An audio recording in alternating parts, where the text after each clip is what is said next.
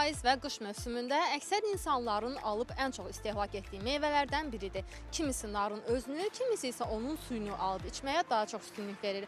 Bəs paytaxtın əksər küçə və bazarlarında satılan nar suyunu alıb içmək nə dərəcədə faydalıdır? Həkim Ağaddaş Rəşidovun sözlərinə görə narın yuyulmadan sıxılıb istehlak edilməsi sağlamlıq üçün təhlükəli hesab olunur. Yuyulmadan narın qabığı ilə birlikdə onun suyunu sıxırlar, biz də görmüşük.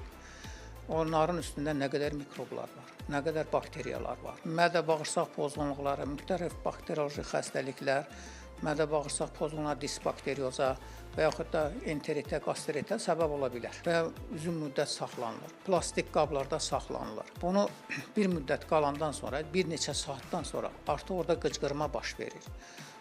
Plastik qablarda saxlamaq heç doğru düzgün deyil. Bu şüşə qablarda saxlanıla bilər və yaxud soyuduca saxlanıla bilər. O da uzun müddət yox. 1 sutka, 2 sutka. Sonra bu tükəndilməlidir. Həkim həmçinin bildirir ki, nar şirəsinin qəbulu gün ərzində 1 stəkandan artıq olmamalıdır. Mütəxəssisin sözlərinə görə bu miqdarın aşılması orqanizmə fayda deyil, əksinə zərər verə bilər. Nar şirəsinin yüksək turşuluğu və şəkər tərkibi mədə-bağırsaq sistemini qıcıqlandırır, qan şəkərinin sürətlə yüksəlməsinə səbəb olur və diş minasını zəiflədə bilir. Aylin Rəsulzadə, Vüsal Hüseynov, Kəmal Əlimuradova, Xəbər Ertəsi.